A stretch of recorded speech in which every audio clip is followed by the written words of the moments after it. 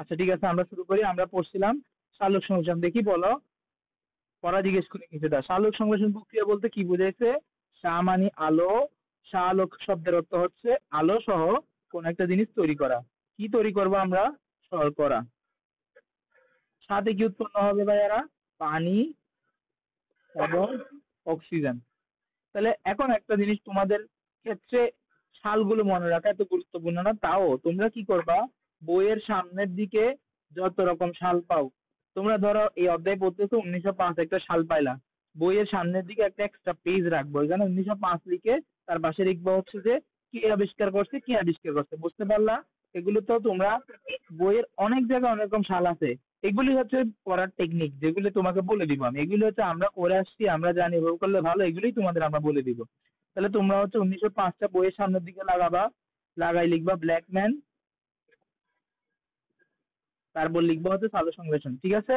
এখন আসি আমাদের ব্ল্যাকম্যানটা কেন মনে রাখবো। দেখো, সালোক সংশ্লেষণ আলো মাস্ট লাগবে, কিন্তু এই জিনিসটা যে যে আবিষ্কার করছে সে কিন্তু আলো, সে হচ্ছে যে আলো মাছ লাগবে কেন, তাকে দেখতে হলে তোমাকে, মানে এই জিনিসটা যে আবিষ্কার করছে তাকে দেখতেও তোমাকে আলো মাছ লাগবে। কেন? সে হচ্ছে কালো, সে হচ্ছে, এটা আমি ওকে অসম্মান করতেছি না মনে রাখার জন্য, কারণ সে বান্দা নিজেই কালো। তো কালো মানে হচ্ছে ব্ল্যাক, যেহেতু ও মানুষ, এটা হচ্ছে ব্ল্যাক ম্যান। তাহলে এখান থেকে মনে রাখতে পারবা সালোক সংশ্লেষণ কে আবিষ্কার করছে? সালোক সংশ্লেষণ আবিষ্কার করছে ব্ল্যাক ম্যান। সে নিজেই কালো, তাকে দেখার জন্য আসলে আলো লাগতো, সে মিথ্যা কথা বলছে যে সালোক সংশ্লেষণের আলো দরকার, সে বলতে পারে না যে আমাকে দেখার জন্য আলো দরকার। তাহলে ব্ল্যাক ম্যান এটা আবিষ্কার করছে। এখন এটাকে দুই ভাগে ভাগ করছে, এই যে এরকম ছন্দগুলো তোমরা বই পড়লে পাওয়া না, এগুলো হচ্ছে ছন্দগুলো আমি বলে দিব মাঝে মাঝে, এরকম যেমন তোমাদের প্রসাধন আবিষ্কার করছে কে, শারীরতত্ত্ব আবিষ্কার করছে কে, এগুলো যখন আসবে তখন বলে দিব। কিন্তু তোমরা স্টুডেন্টরা এখানে আছে আলোক নির্ভর পর্যায়ে, আলোক নিরপেক্ষ পর্যায়ে। তোমরা যারা এই চ্যাপ্টারটা আগে পড়ছো, তোমাদের কাছে একটা প্রশ্ন করি, আলোক নির্ভর পর্যায়ে এবং আলোক নিরপেক্ষ পর্যায়ের মধ্যে পার্থক্য কি? আলোক নির্ভর পর্যায়ে কি আলো দরকার এবং আলো নিরপেক্ষ পর্যায়ে কি আলো দরকার না? এটা এই আনসারটা দাও, আলো মাস দরকার কিনা? আলো নির্ভর পর্যায়ে আলো দরকার, আর আলো নিরপেক্ষ পর্যায়ে আলো দরকার নেই। দরকার নাই, সেরকম না। দরকার নাই। আচ্ছা, যদি আলো দিই তাহলে কি এটা হবে না? হবে। হবে। কিন্তু তেমন নেই। ইয়েস ইয়েস, এই জিনিসটা অনেকে বুঝে না যে আলোক নির্ভর পর্যায়ে বলছি, আলোক নির্ভর পর্যায়ে আলো মাস্ট দরকার, কিন্তু আলোক নিরপেক্ষ পর্যায়ে আলো থাকলেও কিছু হবে না, না থাকলেও কিছু হবে না। না যদিও হবে না। আচ্ছা, আমরা এখন লিখবো হচ্ছে আলোক পর্যায়ে, এখানে উদ্দীপকের এই জায়গায়, বইয়ের এই জায়গায় তুমি সুন্দর করে লিখে ফেলবা যে আলোক নির্ভর পর্যায়ের মূল জিনিসটা কি, আর আলোক নিরপেক্ষ পর্যায়ের বা অন্ধকার পর্যায়ের মূল জিনিস এটাকে। বইয়ে না লিখে খাতায় লিখলে কোনো সমস্যা হচ্ছে? আমি বলবো বইয়ে লিখতে, খাতা লিখলে তোমরা এগুলো, খাতাটা পরীক্ষার আগের দিন রাতে তার খাতা দেখবে না, বই দেখবে। এটাকে অন্য একটা নাম দে, আলোক পর্যায়,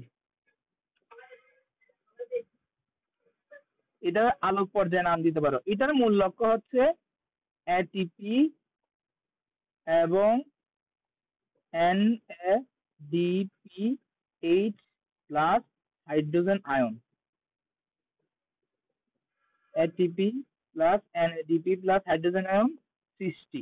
এর এই আলোক পর্যায়ের মূল উদ্দেশ্য হচ্ছে যে আমার সূর্যের আলোকে এই শক্তিগুলিতে পরিণত করা। সূর্যের আলো, সূর্যের আলোকে এটিপি এবং NADP তে পরিণত করা। অনেক কিছু লিখছে এখানে, অনেক কিছু লিখছে, অনেক কিছু বুঝবা, কিন্তু কেউ যদি জিজ্ঞেস করে যে এক কথাই বলো আলোক নির্ভর পর্যায়ে বলতে তুমি কি বোঝো, তুমি আনসার দিবা আলোক নির্ভর পর্যায়ে বলতে বোঝায় সূর্যের আলোর শক্তিকে এটিপি এবং NADPH প্লাস হাইড্রোজেন আয়নে পরিণত করা। এখন আমরা জানবো কিভাবে তৈরি হয়, কিভাবে এই শক্তিটা আসে, সেটা পরের কথা। তাহলে বুঝতে পারলাম ফটোফসফোরেস, আসতেছি ফটোফসফোরেশন কাকে বলে, এটা বুঝছো কিনা বলো। তাহলে আলোক নির্ভর অন্ধকার পর্যায়ের কাজ কি? অন্ধকার পর্যায়ের কাজ হচ্ছে যে এই এটিপি এবং NADP plus plus hydrogen ion, এটা তো বোঝা যাচ্ছে না এখানে, এইটাকে ইউজ করে, এই দুইটাকে আমরা ইউজ করে, এইটাকে ইউজ করে আমরা শক্তি বানাবো, শক্তি না আসলে গ্লুকোজ তৈরি করব। কি তৈরি করব? গ্লুকোজ তৈরি করব। তাহলে বুঝতে পারলা দুইটা পর্যায়ের বেসিক জিনিসটা কি। প্রথম পর্যায়ে সূর্যের আলো কেন মাস্ক লাগে এখন বলতে পারবে তোমরা, কারণ এখানে আমরা সূর্যের আলোকেই এটিপিতে পরিণত করতেছি, এই জন্য আলোক নির্ভর পর্যায়ে সূর্য মাস্ক। কিন্তু যখন আলোক নিরপেক্ষ বা অন্ধকার পর্যায়ে বলতেছি, এখানে সূর্য মাস্ক লাগতেছে না। কেন? আমরা তো এখানে এটিপি থেকে গ্লুকোজ তৈরি করতেছি, আর এই এটিপি গুলো কিন্তু আগে থেকেই বানানো আছে আমার ক্ষেত্রে। এখন আসি হচ্ছে যে বেসিক বুঝে গেলাম, এখন হচ্ছে কিভাবে হয় সেটা জানবো। এখানে লিখছে দেখো, আমরা তোমার সাথে রিডিং করবো, পরে পরে বলে দিব। আলোক নির্ভর পর্যায়ে আলো অপরিহার্য, এটা কি মুখস্থ করতে হবে আর তোমাদের দরকার নেই। এই পর্যায়ে কি হয়? সৌরশক্তি রাসায়নিক শক্তিতে রূপান্তরিত হয়। এটাও বলে ফেলছি যে ভাইয়া সৌরশক্তিকে আমরা রাসায়নিক শক্তিতে রূপান্তর করি। এই প্রক্রিয়ায় কি কি উৎপন্ন হয়? ATP, NADPH plus hydrogen. তোমাদের বইয়ে এই দুইটা জিনিস নিয়ে ঝামেলা পাকাইছে। সেটা কি? আমাদের ক্ষেত্রে তোমরা এই জিনিসটা লিখে ফেলবা, এনএডিপি প্লাস। এটা একটা, কালকেই বলছি, এটা একটা নিউক্লিওটাইড। এটার সাথে যদি আমরা দুইটা ইলেকট্রন প্লাস দুইটা হাইড্রোজেন যুক্ত করি, তখন উৎপন্ন হয় হচ্ছে NADPH2 অথবা NADPH plus plus hydrogen ion. তোমাদের বইয়ে এভাবে এই নিচেরটাকে লিখছে, অনেক বইয়ে দেখবা এভাবে লিখছে। দুটোটাই ভাইয়া সেম কথা, কেউ যেন কনফিউশনে না পড়ে যাবে এগুলো কি, এগুলো তো বুঝতেছি না। এগুলো হচ্ছে যে এই জিনিসটা, একটা নিউক্লিওটাইড যখন এই দুইটা ইলেকট্রন দুইটা হাইড্রোজেন গ্রহণ করে তখন এই দুইটা জিনিস তৈরি হয়েছে। তাহলে দেখো তোমাদের বইয়ে কিভাবে লিখছে, এই প্রক্রিয়ায় এটিপি, এটাকে বলে বিজারিত। বিজারিত কেন ভাইয়া? দেখি বলো, জারণ মানে কি, বিজারণ মানে কি? যেহেতু এনএডিপিএক্স, এই এনএডিপিটা ইলেকট্রন গ্রহণ করছে, তাহলে তার বিজারণ ঘটছে না, এই জন্য লিখছে বিজারিত। কেউ এখন এটাকে আর কেউ ফার্দার কোয়েশ্চেন করবা যে ভাই এটা কেন বিজারিত লিখছে, তুমি তোমার বন্ধুকে জিজ্ঞেস করবা যে আচ্ছা বলতো তুই তো পড়ছস বায়োলজি, দেখি বল এটা কেন বিজারিত লিখছে, ওকে তুমি বুঝাই দিবা। এখানে তোমাদের এখানে বানানটা ভুল লিখছে সবসময়, দেখলাম নতুন বইয়ে বানানটা ভুল, এটা বিজারিত হবে। তাহলে আমরা এটিপি পাইলাম, এনএডিপিএইচ প্লাস হাইড্রোজেন আয়ন, এটা ওরা একসাথে লিখে নাই। আমরা জানি হাইড্রোজেন প্লাসকে অনেক সময় প্রোটনও বলা হয়, প্রোটন বলা অনেক সময়, এটা আসলে প্রোটন।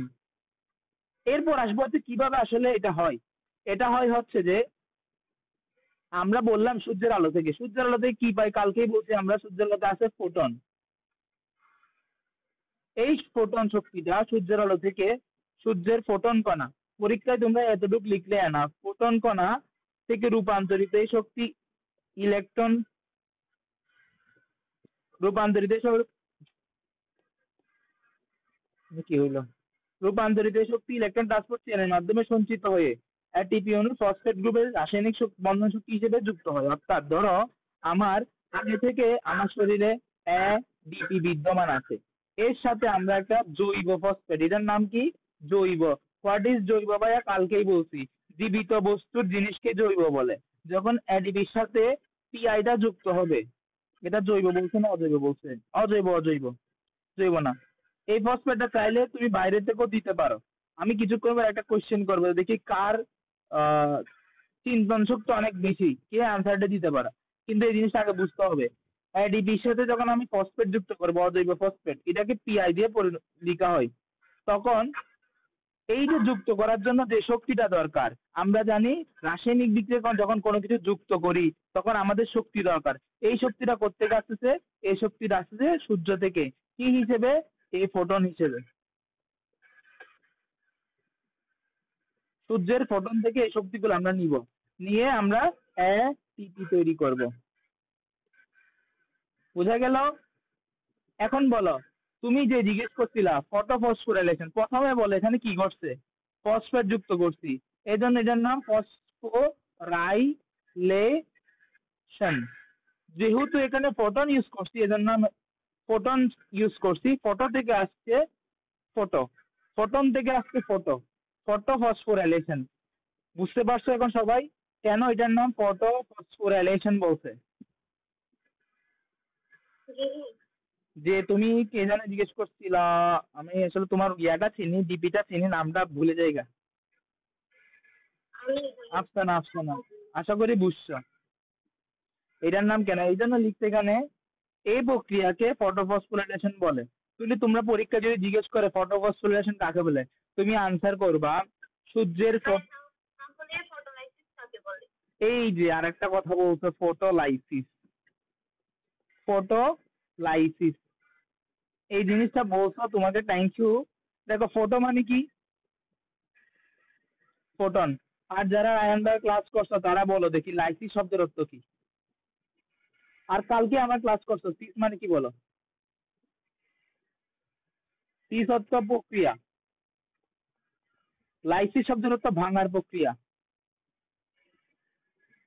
ভাঙার প্রক্রিয়া। দেখি বলো সালোক সংশ্লেষণ প্রক্রিয়ায় কোন জিনিসটাকে আমরা ভাঙি?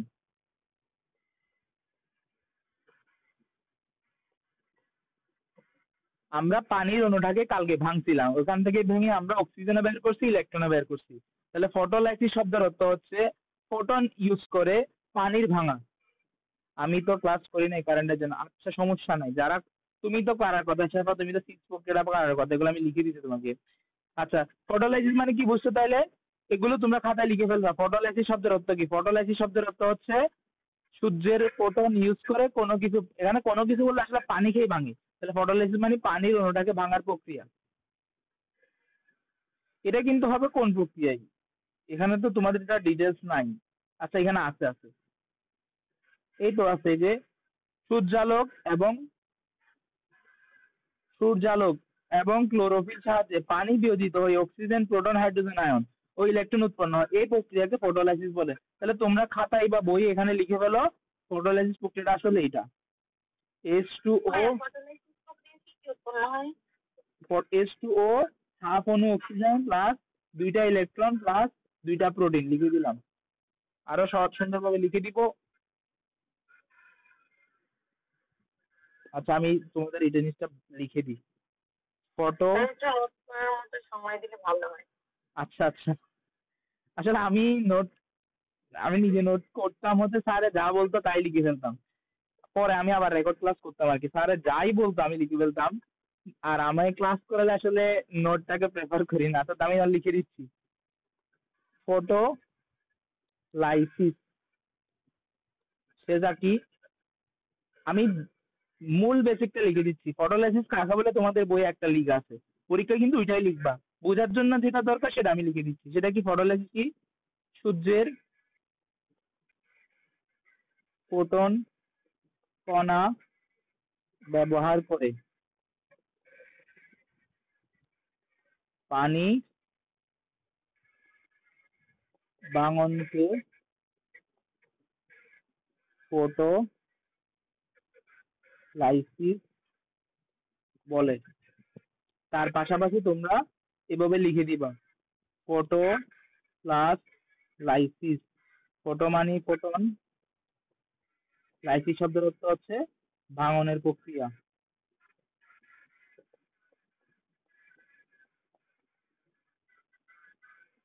আর বিক্রিয়াটা কিরকম? বিক্রিয়াটা হচ্ছে H2O, এখানে সূর্য সমান্তরাকরণ করার জন্য আমরা এই পাশে হাফ নিয়ে আসছি, নাহলে অক্সিজেন উৎপন্ন হয়। আচ্ছা আরো সহজভাবে বুঝাই দিই তাহলে কষ্ট হবে না। প্লাস 4টা ইলেকট্রন প্লাস 4টা হাইড্রোজেন আয়ন। এদিকে আমি 2 দিয়ে গুণ করছি, যদি আমি 2 দিয়ে ভাগ করে ফেলে আবার এদিকে হাফ হয়ে যাবে। এটা হচ্ছে ফটোলাইসিসের বেসিক।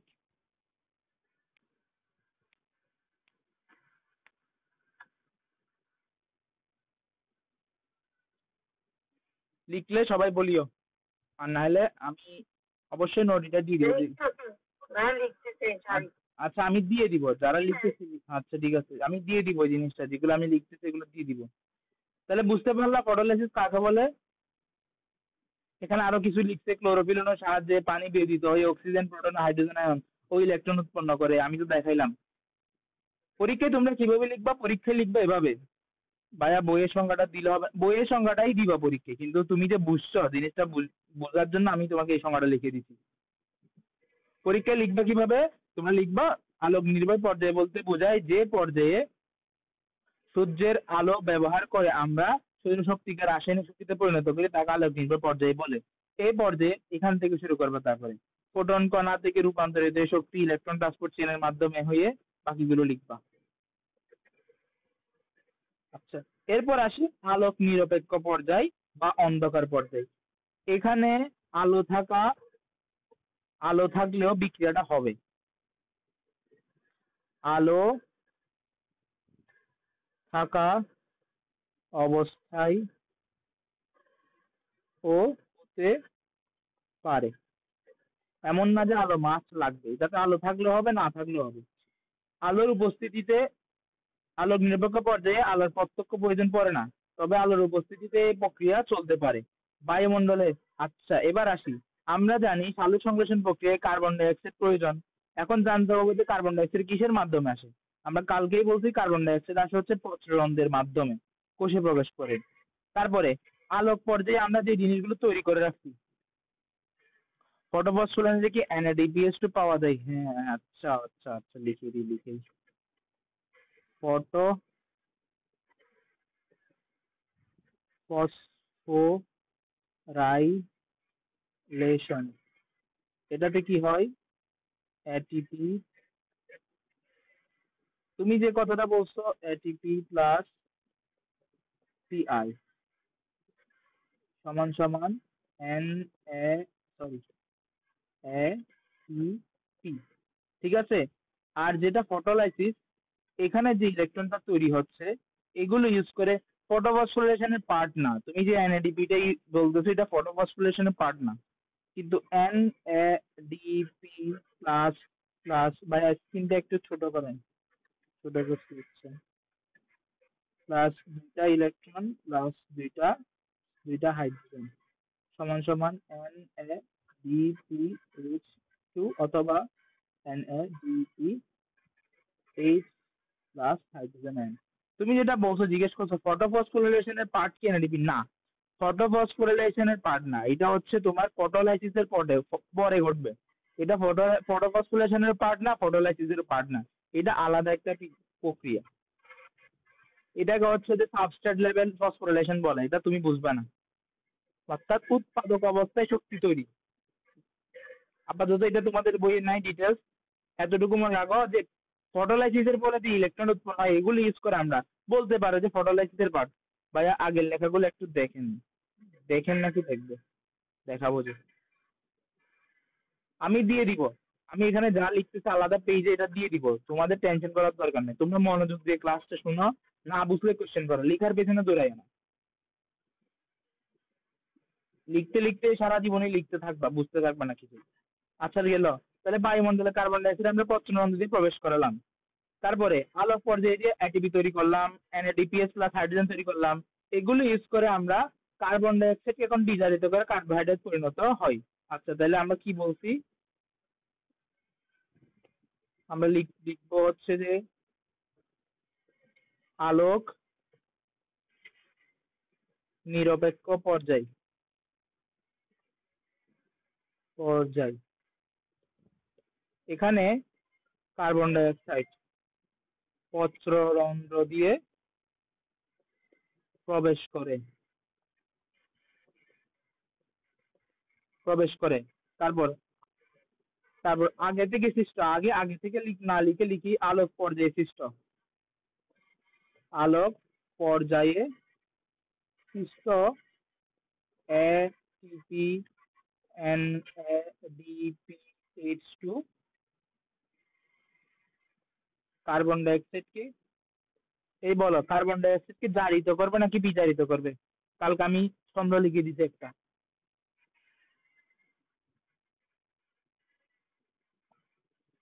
কবি, জারিত করবে।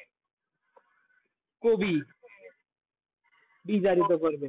কিন্তু বিজারিত করবে। কিন্তু এখানে দেখো কি লিখছে তোমাদের বইয়ে, কার্বন ডাই অক্সাইডকে বিজারিত করবে, বানানটা লিখতে হচ্ছে বিজড়িত, এই বানানটা ভুল। তাহলে কার্বন ডাই অক্সাইডকে বিজারিত করলো, বিজারিত করলে আমরা কি পাবো?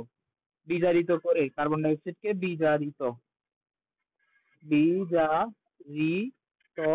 করবে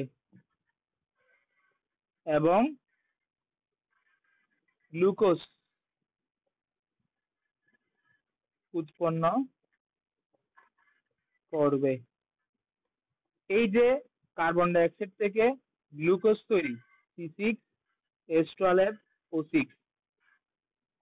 আমি বলি, ধরো তোমরা তো আছো তোমাদের এক জায়গায়, আমি আছি এক জায়গায়। ধরলাম এটা তোমার বাসা, এটা তোমার স্কুল, এটা তোমার বাসা, এটা স্কুল। এখন আমরা দেখবো হচ্ছে আমাদের যে বাসা থেকে স্কুলে যাওয়ার পথ কিন্তু সবসময় একটা থাকে না, অনেকের ক্ষেত্রে একটাই থাকে। বাট নর্মালি আমরা স্কুলগুলো চাইলে কি এই রাস্তা দিয়ে যেতে পারি, ঘুরে অন্য একটা রাস্তা দিয়ে যাইতে পারি, আরেকটা রাস্তা দিয়ে যাইতে পারি। তো এই যে কার্বন ডাই অক্সাইড থেকে যে গ্লুকোজে যাব, এইগুলো যাওয়ার হচ্ছে বিভিন্ন রকম কি আছে, পথ আছে। তো এগুলোকে বলা হয় গতিপথ। এগুলোকে বলা হয় কি? গতিপথ। তোমাদেরকে বাস্তবের গতিপথ গুলো যদি দেখানো যাইতো তাহলে একটু ভালো হইতো আর কি। আমাকে কি 1 মিনিট একটু সময় দিবা, তাহলে আমি তোমাদের এই গতিপথ গুলো দেখাইতাম। এগুলো তোমাদের বইয়ে নাই, এগুলো এইচএসসির পর। আচ্ছা, একটু সময় দিও আমাকে, আমি ছবিটা তুলে দিচ্ছি। ওয়েট।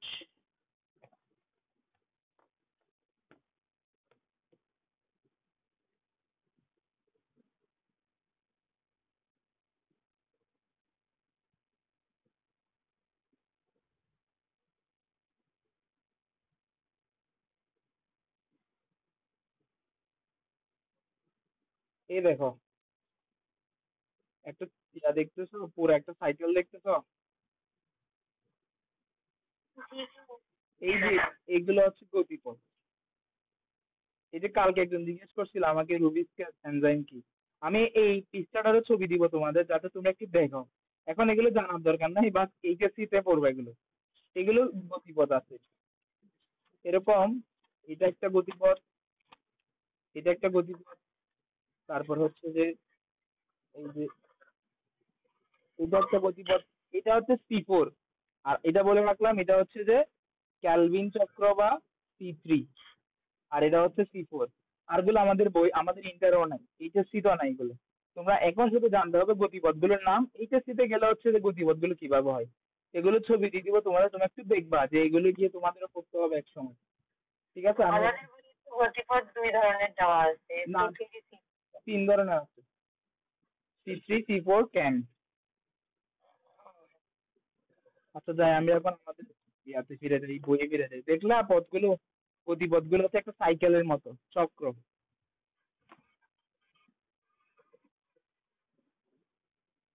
তাহলে আমরা গতিপথগুলো এখন নাম পড়বো।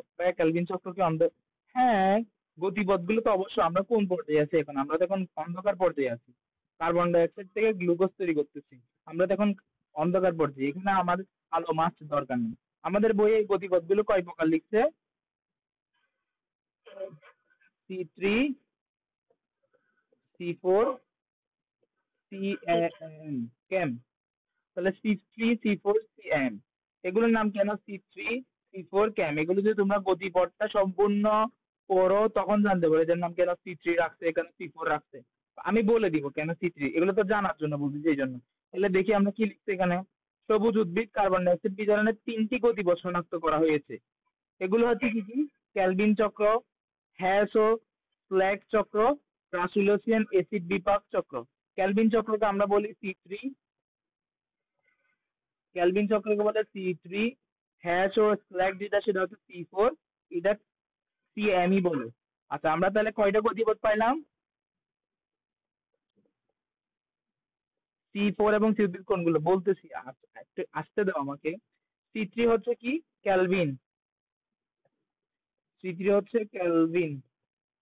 এটা হচ্ছে হ্যাচ এবং আরেকটা কি জানি এস দিয়ে নাম, এটার কোনো নাম দেয় নাই। এখন আসবো হচ্ছে আমরা গতিপথগুলো নিয়ে। ক্যালভিন চক্র বা C3 গতিপথ, এটার নাম কেন C3 দিছে? এই সাইকেলগুলো যদি আমরা দেখি, দেখবো হচ্ছে এই সাইকেলের, অর্থাৎ কার্বন ডাই অক্সাইড যখন এই সাইকেলগুলোর মূল উদ্দেশ্য হচ্ছে কি, এখান থেকে কিছু অণু এরকম কার্বন ডাইঅক্সাইড আসলো বাইরে থেকে, পত্ররন্ধ্র দিয়ে কার্বন ডাইঅক্সাইডটা আসলো, আমার উদ্ভিদের প্লাস্টিডের মধ্যে কিছু জিনিস আগে থেকে বিদ্যমান, এইটার সাথে যখন কার্বন ডাইঅক্সাইড একসাথে হবে তখন একটা যৌগ তৈরি করবে। এই যৌগের কার্বন নাম্বারটা হবে 3, এই জন্য এটাকে বলা হয় C3। এটার ক্ষেত্রে কত কার্বন বিশিষ্ট হবে তাহলে ভাইয়া? এটার ক্ষেত্রে কার্বন ডাইঅক্সাইড যখন আমাদের দেহে না আসলে, উদ্ভিদের দেহে বিদ্যমান একটা রাসায়নিক অণুর সাথে যুক্ত হবে, তখন এটার নাম C4। কোন রাসায়নিক অণুর সাথে যুক্ত হয়, কিভাবে যুক্ত হয়, কোন এনজাইম কাজ করে, এগুলো এখন এর পড়া না। তাহলে কেউ যদি তোমাকে জিজ্ঞেস করে যে এটার নাম কেন C3, কেন C4, বলতে পারবা?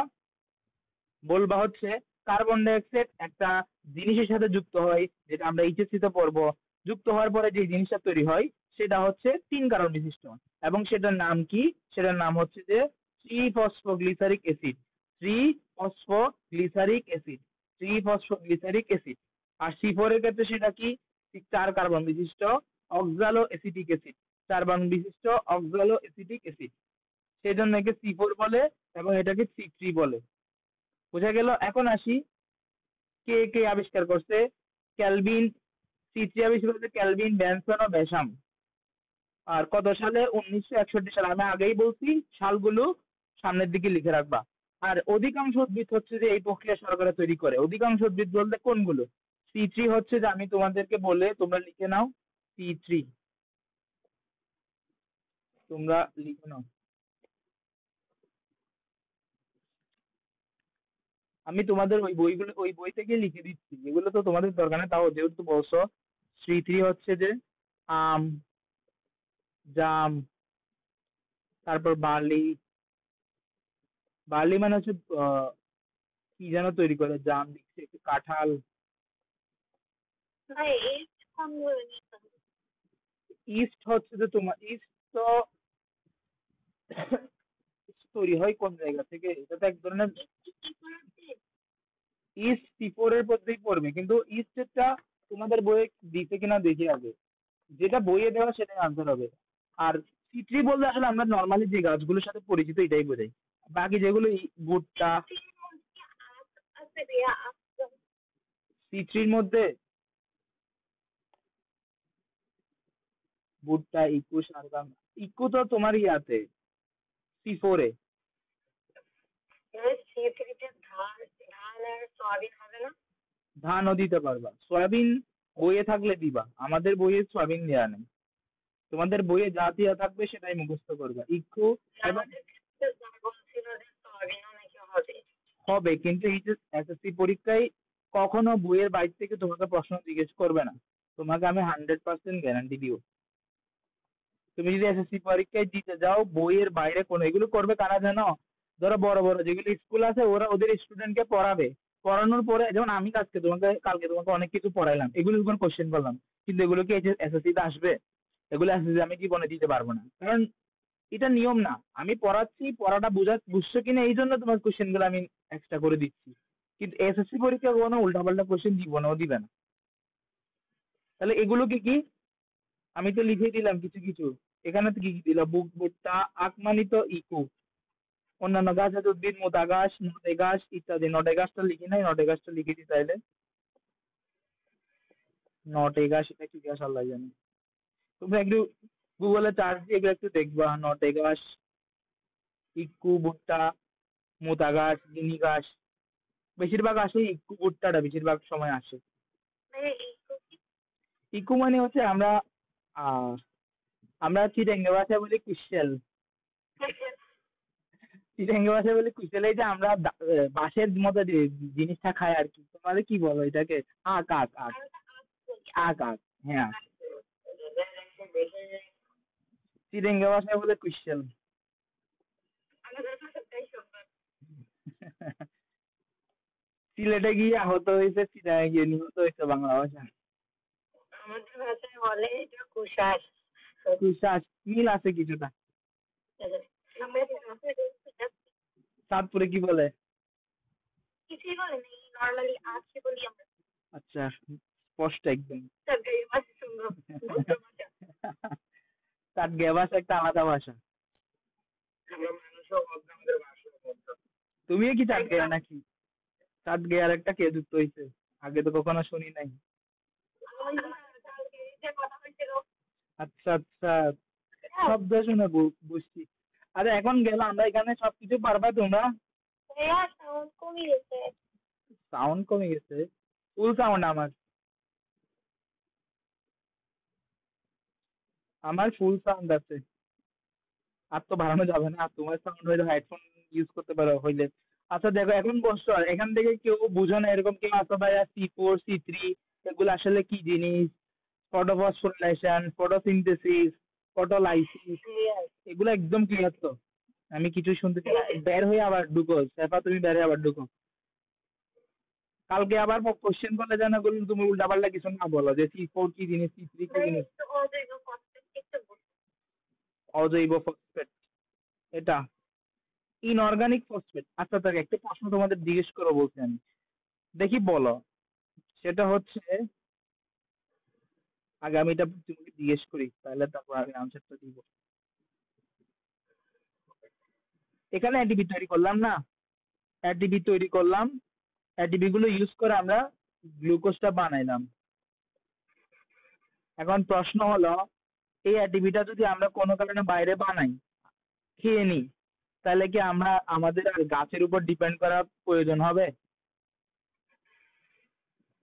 বা আমরা যদি গ্লুকোজটা, আমরা জানি আমাদের শক্তি, আমাদের বডিতে কাজ করার জন্য মাত্র একটা জিনিসই দরকার, সেটা হচ্ছে এটিপি। আমরা কিন্তু এটিপি খাই না, আমরা খাই গ্লুকোজ, কার্বোহাইড্রেট, তারপর হচ্ছে প্রোটিন, লিপিড। তা আমরা যদি সরাসরি এটিপি খাইতাম, তাহলে তার এগুলো খাইতে হতো না। কেন আমরা এটিপি খাই না? প্রশ্ন হচ্ছে এটা, এগুলো হচ্ছে জানার জন্য, বোঝার জন্য, ভালো লাগার জন্য। আমরা কার্বোহাইড্রেট না খেয়ে সরাসরি এটিপি খাইলেই তো হইতো। উদ্ভিদকে কষ্ট না করে কার্বোহাইড্রেট বানায় না দিয়ে আমাকে এটিপি দিয়ে দিলেই তো হইতো। তাহলে ও C3 C4 আর দরকার পড়তো না, শুধুমাত্র আলোক নির্ভর পর্যায়টাই দরকার পড়তো। এটা করে আমরা এটিপি নিতাম, নিয়ে খেয়ে ফেলতাম, কি আর আমাদেরকে আর এত লিপিড টিপিড খাইতে হইতো না, এত ওষুধ বিষুধে পড়তে হইতো না। দেখি কে বলতে পারো যেন কেন আমরা এটিপিটা খেতে পারি না বা এটিপিটা নিই? ক্লোরোফিল নাই, ক্লোরোফিল তো দরকার নাই। প্রথম ক্ষেত্রে ক্লোরোফিল দরকার, আলোক নির্ভর পর্যায়ে ক্লোরোফিল দরকার। আলোক নিরপেক্ষ তাহলে সুনির্দিষ্ট কোনো মাধ্যম নেই। সুনির্দিষ্ট মানব আর কি কি, আর তোমরা দেখি কি কি আবিষ্কার করতে পারো আজকে, তোমাদেরকে আজকে আবিষ্কারক বানাই দিব। আর কে কি আবিষ্কার করবা? কারণ একটা সেল থেকে আরেকটা সেলে কখনো এটিপি পারাবার করতে পারি না, যার কারণে প্রত্যেকটা সেলকেই সুনির্দিষ্টভাবে এটিপি তৈরি করতে হয়। আমরা চাইলেই খেয়ে দিয়ে, ধরো আমরা খাইলাম, এটা ব্লাড, এগুলো ব্লাড, তোমরা এখন এইসব জিনিস বুঝবা না, তাও বলি এটা মনে করো ব্লাড, ব্লাডের মাধ্যমে আমরা খাইলাম, গ্লুকোজ গুলো ঘুরতেছে, এটিপি গুলো ঘুরতেছে, এখান থেকে সেলে যাইলে তো হইতো, কিন্তু হবে না। কারণ এটিপি কখনো একটা কোষ থেকে আর একটা কোষে পারাপার করতে পারে না। এই জন্য ইন্ডিভিজুয়ালি প্রত্যেকটা সেলকে এটিপি তৈরি করতে হয়। এই জন্য আমাদের বডিতে প্রত্যেকটা সেলের মধ্যে মাইটোকন্ড্রিয়া থাকা বাধ্যতামূলক। কারণ আমরা জানি মাইটোকন্ড্রিয়া এবং প্লাস্টিড এটিপি তৈরি হয়, আর আমাদের তো প্লাস্টিড নেই, আমাদের আছে কি মাইটোকন্ড্রিয়া। প্রশ্নগুলো এভাবেই বেসিক, বলে এগুলো কি, যে মাইটোকন্ড্রিয়া কেন থাকতে হইছে, না থাকলে তো হইতো, বা এটিপিটা খেয়ে ফেললে হইতো। কেন আমাদেরকে আলাদা করে এটিপি, প্রত্যেকটা কোষকে এটিপি সাপ্লাই করতে হচ্ছে, গ্লুকোজ খেতে হয়? কারণ এটিপি কখনো একটা থেকে আরেকটা, আর তুমি যে কথাটা বলছো জৈব আর অজৈব,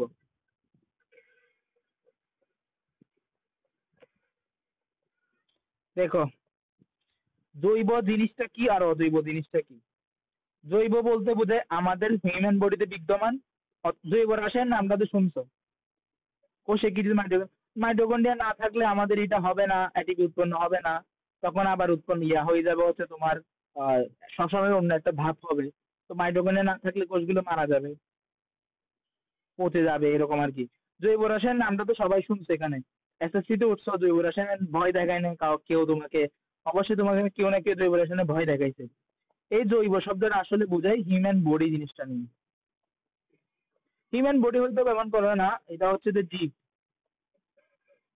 এই যে জীব, আমরা বর্তমানে জীবিত আছি, কিন্তু হাজার বছর আগে অনেক কিছু আছে ছিল যে জীবিত ছিল, এগুলো মাটির নিচে চলে গেছে, বড় ভূমিধস হয়েছে, ধরো বড় বড় ডাইনোসর। আমরা বিবর্তন সত্য কি সত্য না সেটা অন্যদিকে রাখতেছি। ইসলামিক দিক থেকে একটা কথা, আবার বিজ্ঞানিক দিক থেকে একটা কথা, এটা পরবর্তীতে যার যার বিশ্বাস। এটা কখনো আমি এখানে আনতে যাব না যে ধর্মীয় আর এটার মধ্যে পার্থক্য কি। আমাদের পড়ার জিনিস, আমরা পরে চলে যাব। 1000 বছর আগে যে জিনিসগুলো ছিল এগুলো মাটির নিচে চাপা পড়ছে, এগুলো মাটির নিচে চাপা পড়ছে, সাথে সাথে তার বডিটাও চাপা পড়ছে না? এখন তার বডিতে যত রকম রাসায়নিক উপাদান ছিল এগুলো সব মাটির নিচে চাপা অবস্থায় আছে। তো আমরা এগুলি থেকে মূলত গ্যাস পাচ্ছি, বিভিন্ন রকম। তো এখন উদ্ভিদ যখন তার মৃতদেহ থেকে ওগুলো যখন পচে গিয়ে মাটির সাথে মিশে গেছে, তো আমরা যে উদ্ভিদের মূল আছে এই মূলগুলো কি সাথে কি করে? পানি, তার পাশাপাশি খনিজ লবণ। এর মধ্যে যেসব লবণ হচ্ছে তোমার আমাদের যে জিনিসগুলো চাপা বসে ওদের কাছ থেকে আসছে তাকে বলবো জৈব লবণ। জৈব লবণ। আর যেসবগুলো হচ্ছে প্রকৃতিতে আগে থেকে বিদ্যমান, সৃষ্টিকর্তা আগে থেকে আমাদেরকে দিয়ে দিচ্ছে, এগুলোকে বলা হয় অজৈব লবণ। তোমাকে একটা এক্সাম্পল দিই তাহলে বুঝবো অজৈব লবণ। আমরা যে NaCl বলি, এটা একটা অজৈব লবণ, কারণ সোডিয়াম ক্লোরাইড এগুলো সৃষ্টি থেকে আগে থেকে বিদ্যমান। তেমনি ফসফেটটাও PO4 3-, এই জন্য এটাকে বলে অজৈব ফসফেট। অজৈব ফসফেট। বুঝতে পারলা? এটা মাটি থেকে সে শোষণ করে। উদ্ভিদ মাটি থেকে প্রায় 17টা মৌল শোষণ করে, 17টা মৌল এভাবে শোষণ করে। এর মধ্যে 10টাকে বলা হয় ম্যাক্রো, 9টাকে বলা হয় মাইক্রো। এগুলো জানার দরকার নাই। ক্যাটায়ন, অ্যানায়ন এগুলো ইন্টারের পড়া। এটার পুরো একটা অধ্যায় আছে, উদ্ভিদ শারীর তত্ত্ব। এটা, এবং সবাই এটাকে ভয় পায়, এই চ্যাপ্টারটাকে সবাই ভয় পায় মোটামুটি। অনেক বড় চ্যাপ্টার তো এই জন্য। এবং এর অর্ধেক পড়া কিন্তু তোমরা এখানে পড়ে ফেলতেছো, যারা পড়তেছো আর কি, যারা ভালো মনোযোগ দিয়ে পড়বা। এর ধরতে গেলে তোমরা চ্যাপ্টার 5 না, চ্যাপ্টার হচ্ছে 8। ধরো তোমরা এখান থেকে 20% পড়া এখানে পড়ে চলে যাচ্ছ, যদি ভালো করে পড়ে শেষ করতে পারি অধ্যায়টা। অজৈব ফসফেট বুঝতে পারলা? যে বলছিলা আসছে না, জি জি বুঝছি। অজৈব আর জৈবের মধ্যে পার্থক্য করতে পারবা। আচ্ছা, আমরা হচ্ছে আমাদের ক্লোরোফিলের ভূমিকাতে যাই। এগুলো আমরা মূল বেসিক পড়ে ফেলছি, এখন শুধু রিডিং পড়বো যে ক্লোরোফিলের ভূমিকা কি, তারপর হচ্ছে যে কি লিখছে দেখি পড়ি। পাতায় ক্লোরোফিলের পরিমাণের সাথে সাথে সালোক সংশ্লেষণ হারের সরাসরি সম্পর্ক রয়েছে। কেন? ক্লোরোফিল যত বেশি হবে তত বেশি সূর্যের আলো শোষণ করতে পারবো, যত বেশি সূর্যের আলো শোষণ করবো তত বেশি শক্তি উৎপন্ন হবে, কারণ একমাত্র ক্লোরোফিলেই আলোক শক্তি গ্রহণ করতে পারে। তাহলে কালকে আমি একটু যদি প্রশ্ন দিই, নিচের কোন কোষীয় অঙ্গাণু, আজকেই ছিল প্রশ্নটা, নিচের কোন কোষীয় অঙ্গাণুটি সালোক সংশ্লেষণের সাথে জড়িত? তাহলে আনসার হচ্ছে অনলি ক্লোরোফিল। আমি যদি বলি ক্লোরোপ্লাস্ট বা লিউকোপ্লাস্ট, হবে? লিউকোপ্লাস্ট হবে না, কারণ লিউকোপ্লাস্টে রং নেই, সবুজ রংটা নেই। আজকে আমার একটা প্রশ্ন ছিল যে নিচের কোনটিতে সালোক সংশ্লেষণ ভালো হয় না বা হয় না? হলুদ পাতাতে হবে না, কারণ হলুদ পাতাতে ক্লোরোফিল থাকে না, হলুদ হয়ে গেছে তার ক্লোরোফিল নাই। তো কোন কোষীয় অঙ্গাণু একমাত্র সালোক সংশ্লেষণের ভূমিকা রাখে? আনসার হবে হচ্ছে ক্লোরোফিল। পুরাতন ক্লোরোপ্লাস্ট নষ্ট হয়ে যায় এবং তখন নতুন ক্লোরোপ্লাস্ট সংশ্লেষিত হয়। নতুন ক্লোরোপ্লাস্ট এবং ক্লোরোপ্লাস্টের উপাদান সৃষ্টির হারের উপরে সালোক সংশ্লেষণের হার নির্ভর করে। তাহলে আরেকটা নির্ভর পাইলাম। এটা ডিপেন্ড করে কিসের উপরে? ধরো নতুন আজকের এক্সাম রেজাল্ট দিবেন না, আজকের এক্সাম রেজাল্ট কালকে দিব যে, কারণ অনেকেই পরীক্ষা দেয় না, তারাই আগে পরীক্ষাটা দিই। একটা পাইলাম ক্লোরোফিলের সংখ্যার উপর ডিপেন্ড করতেছে। 2 নাম্বার, ক্লোরোফিল নষ্ট আবার তৈরি, এই দুইটার মধ্যে পার্থক্য যত বেশি হবে তত কম হবে, কারণ পার্থক্য বেশি মানে নতুন কম সৃষ্টি হচ্ছে কিন্তু ধ্বংস বেশি হচ্ছে। পার্থক্য যত কম হবে তাহলে সালোক সংশ্লেষণ হার বেশি হবে। আচ্ছা, গেল। তাহলে আমরা দুইটা ভূমিকা পাইলাম। তারপরে যাই হচ্ছে যে এখানে দ্রুত এবং প্রচুর পরিমাণে পুনর্গঠিত হওয়া প্রয়োজন। এই যে বললাম, যদি দ্রুত হয় এবং প্রচুর পরিমাণে হয় তাহলে সালোক সংশ্লেষণ হারটা বেড়ে যাবে। তবে কোষে খুব বেশি পরিমাণ ক্লোরোফিল থাকলে এনজাইমের অভাব দেখা দেয় এবং সালোক সংশ্লেষণের হার কমে যায়। কি শুধু ডিএনএ এবং আরএনএ, নাইট্রোজেন বেস না, ডিএনএ তে এবং আরএনএ তেই থাকে না। নাইট্রোজেন বেস যেখানে যেখানে, মানে আমরা একটা নিউক্লিওটাইড দেখালাম কালকে, এটা একটা ভিটামিন B3 ছিল, সিডি একটা নিউক্লিওটাইড। তো রাসায়নিক ভাবে যেখানে দরকার সেখানে থাকতেই পারে, এটা স্পেসিফিক ভাবে এমন না শুধু তোমাদের ডিএনএ থাকবে। তোমার অন্যান্য আছে টিআরএনএ, এমআরএনএ, জিআরএনএ, তারপরে আছে অনেক কিছু আছে। তোমার এখানে এগুলো এখন বুঝবা না, আমিও বুঝবা না, কিন্তু হচ্ছে সত্য কথা হচ্ছে যেগুলো আমরা এত লেভেলে তো পড়াশোনা করিনি, যতটুকু পড়ছি তার মধ্যে তোমাদের যা বোঝানো যায়, তোমাদের জন্য যতটুকু লাগবে ততটুকু বলে দিব, এবং যেটা দরকার পড়বে যে আমরা দিইনি তোমাকে জানাবো। কিন্তু তুমি যে কোশ্চেনটা করছো এনএডিপি, নিউক্লিওটাইড গুলো অবশ্যই অন্য জায়গায় অবশ্যই থাকবে। তবে কোষে খুব পরিমাণ বেশি আবার দেখো, যদি বেশি ধরো আমার বললাম যে ক্লোরোফিল ভাত বেশি রান্না করতে এবং চালও বেশি আছে, তো ভাত চাল বেশি থাকলে যে ভাত বেশি রান্না হবে এমন কথা না। ভাত রান্না করতে শুধু চালের পরিমাণ না, আরো অনেক কিছু প্রয়োজন হয়। যেমন কি পানি দরকার পড়তেছে। ধরো ভাত না বলে আমি একটা মুরগির মাংস বললাম, মুরগির মাংস রান্না করতে বললাম। রান্না কর আমরা যদি 1000টা মুরগি দিই তাহলে তো আর পসিবল না, 1000টা মুরগি দিতেই পারি আমি, কিন্তু আমার যদি মশলা কম পড়ে তাহলে তো আর হবে না। ঠিক তেমনি ক্লোরোফিল ক্লোরোফিল যত বেশি থাকুক এনজাইমের অভাব দেখা দিবে। এনজাইম গুলো হচ্ছে মশলা।